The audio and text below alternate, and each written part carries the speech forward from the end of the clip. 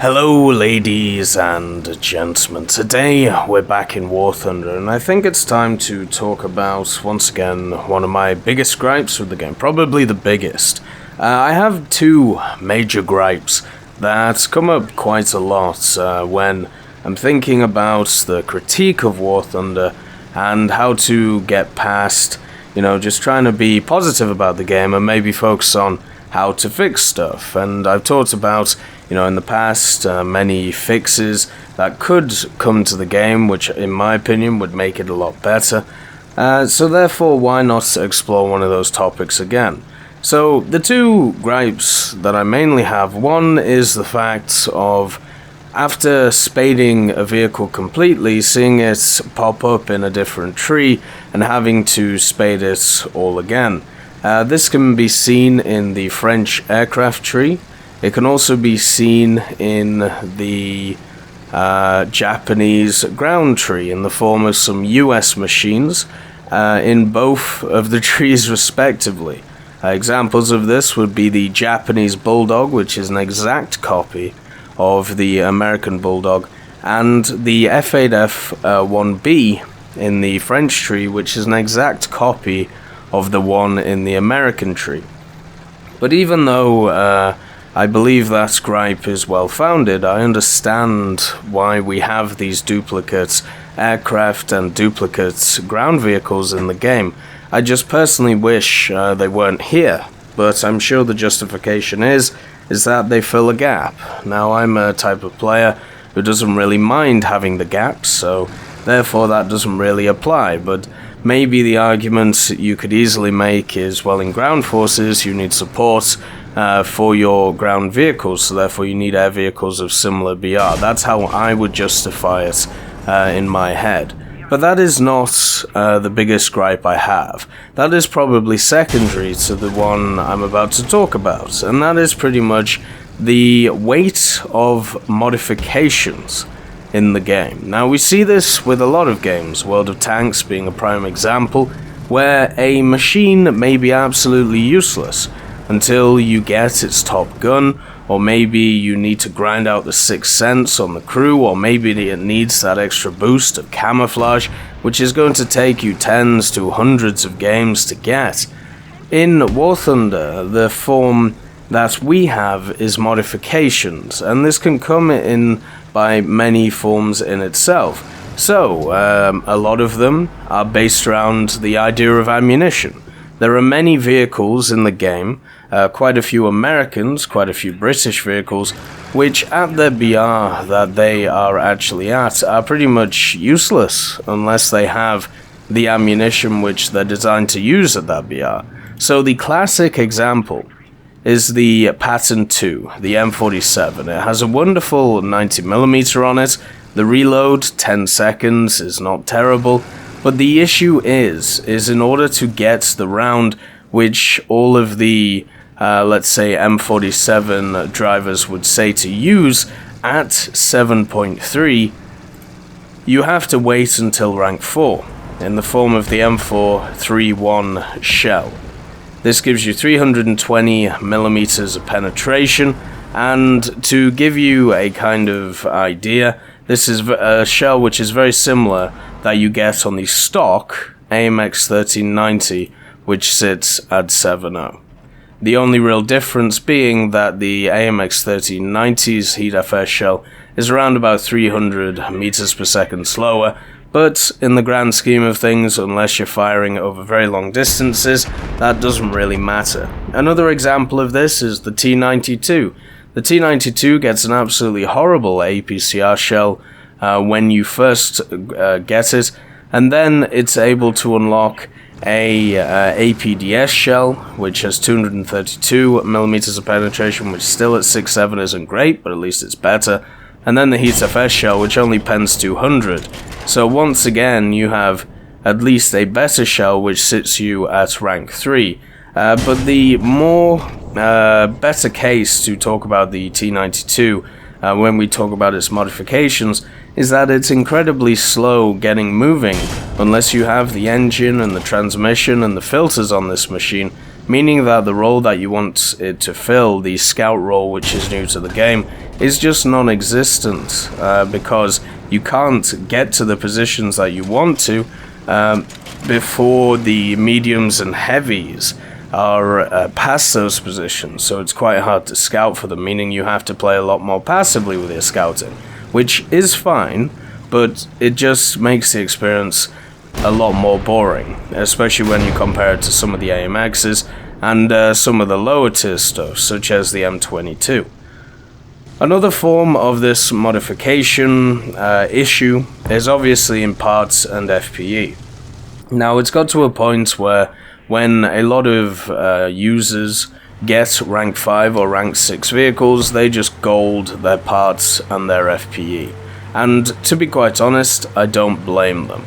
The reason for this is because it is a ridiculous amount of research just to be able to get one of these modifications, and both of them are required before you are even able to call yourself combat effective. The M103, set at 7.7, has requirements for research for parts at 18,000 RP, and then the FPE is 12,000, and that is on the lower end of what you will have to pay for these researched stuff. For the M60A1 AOS, it is 33,000 just for parts, and the FPE itself is 22,000. So that is 55,000 overall, just to be able to repair your tank and just to be able to extinguish it twice before the third shot comes in and takes you out. Now, a lot of people don't have the resilience to be able to play these vehicles for that amount of time without even having parts, and I agree, I am not one of them, which is why I generally stay away from rank 5 and rank 6 tanks, because I always feel like I'm at a disadvantage, and I don't feel like getting my face pummeled in for hours on end before I have a competitive vehicle. The same is true for jets. 7.0, but mainly 8.0 jets fall prey to these issues. The 8.0 jets definitely have it worse than the 7.0s though. The 8.0s get dragged into 9.0 battles where you can be in a stock 8.0 jet and you can be fighting fully upgraded 9.0 vehicles, which happens a hell of a lot. The amount of times I've run into fully upgraded Canada Air Sabres in something like a Sea Meteor is insane. The Sea Meteor right now sits at 8.0. Now, the modifications for the jets, at least there's less of them, so make less of an impact, but they still make a huge impact at the end of the day. An example of this, the Sea Meteor F Mark III, the engine just in itself adds 15 kilometers an hour, which is quite a lot, even if you don't think it is. At the same time, the cover itself, it adds about 7. Wings repair, we're talking about 26 kilometers an hour. Compressor in itself, we're talking about 11 kilometers an hour. Airframe, all it does is increase climb rate, which does help out a little bit. Max speed gives you 12. So overall, what we're talking about is about 100 kilometers an hour from stock to fully upgraded in the Sea Meteor. And this is not a fast plane to begin with compared to other 8.0s such as the G91. So therefore, what you have on your hand is an 8.0 jet, which is never going to be seen because nobody is going to grind it out, and if it is seen, it's going to get its arse pummeled in because it cannot compete with fully upgraded 9.0 vehicles, which is something that they will see all too often. So that is two issues kind of rolled into one.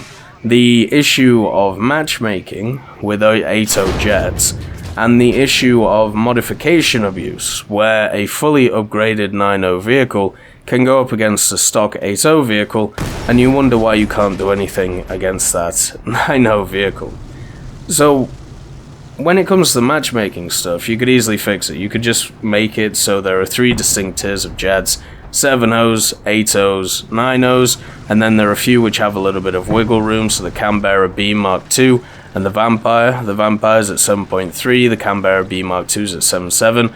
Those jets can go into either 7.0 or 8.0 battles, but if you're in a 7.0 jet, it can only fight 7.0 jets. Basically wall it off between them.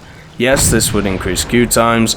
Yes, this would probably mean you would have to face yourself quite a bit, but it would be a hell of a lot more of an enjoyable experience instead of either going into a match and pummeling or going into a match and getting absolutely destroyed.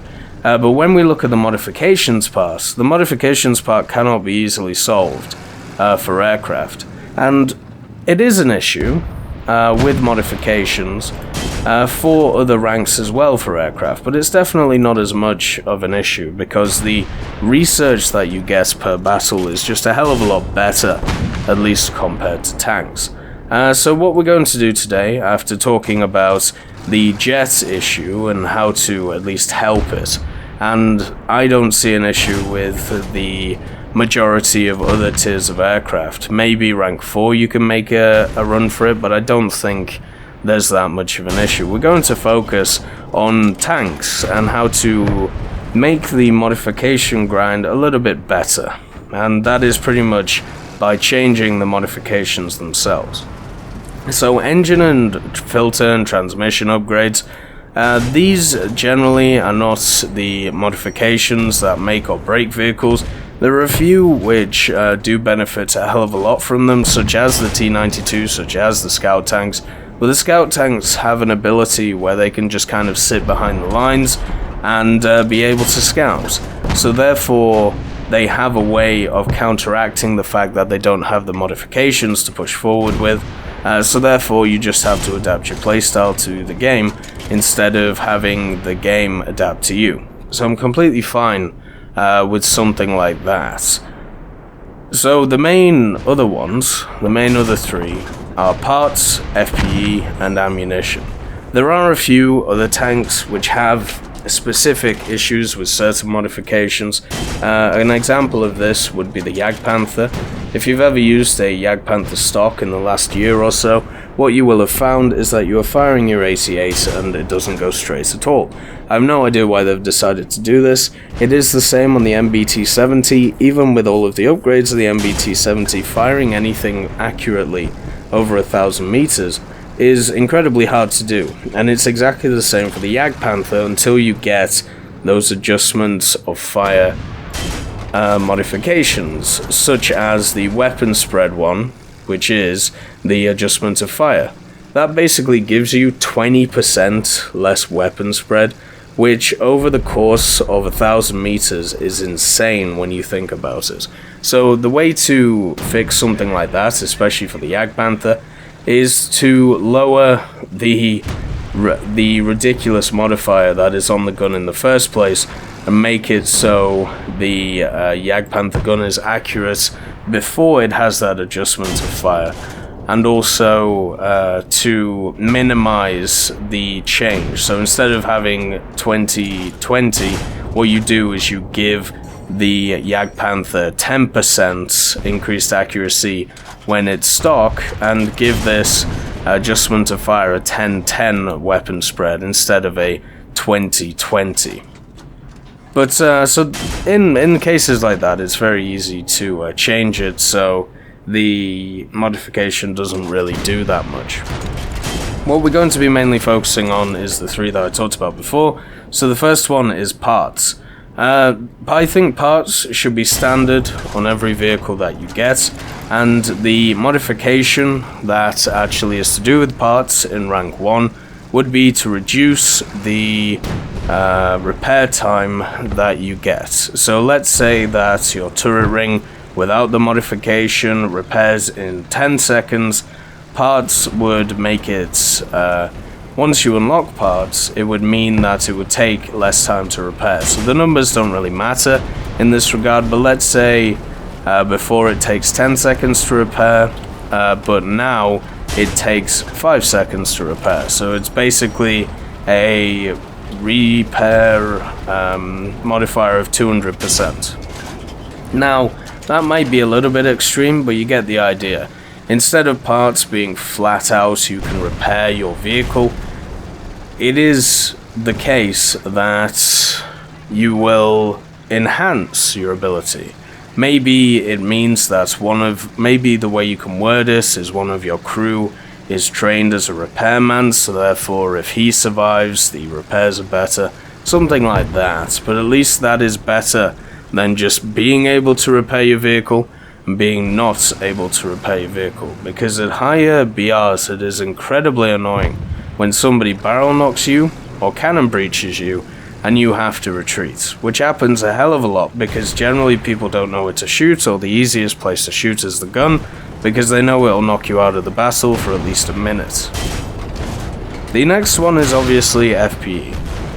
FPE is another standard which you need to get before pretty much every other modification apart from parts to be combat effective.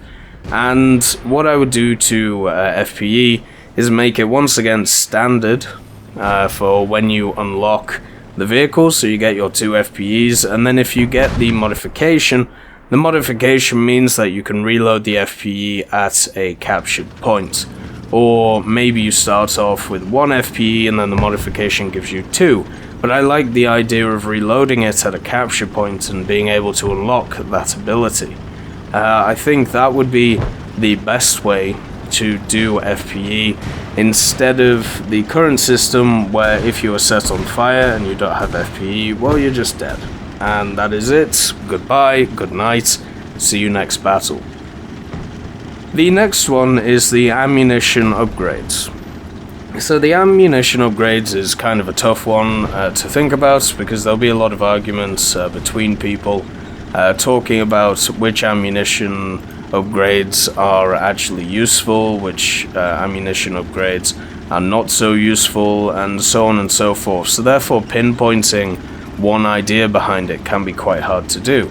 But I think the best way to counter all of this and make it fair across the board for every type of ammunition that each of, or let's say one vehicle gets, whether it be APCR, Sabo, HeatFS, Heat, HE, all of this, keep the upgrades as they are. And then the idea would be if you are stock and you don't have that ammunition upgrade, you are able to take a specific number of them, but no more. So pretty much in World War II what would happen is you would have your standard shell, you would have, in the case of let's say a Sherman, you would have your standard AP, actually no, that's a bad call. What can I use here without somebody calling me out? You know what, we're going to be in a hypothetical World War II where the Centurion Mark 1 actually made it to the battlefield. Let's do that. So the Centurion Mark 1 made it to the battlefield.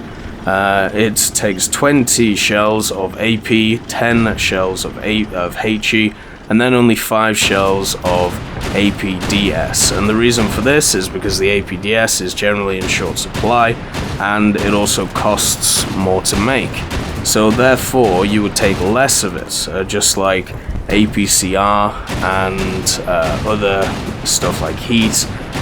When you look at the Germans, when you look at the Russians, all of these were in pretty much short supply, so the main thing you had to focus on was your standard shell.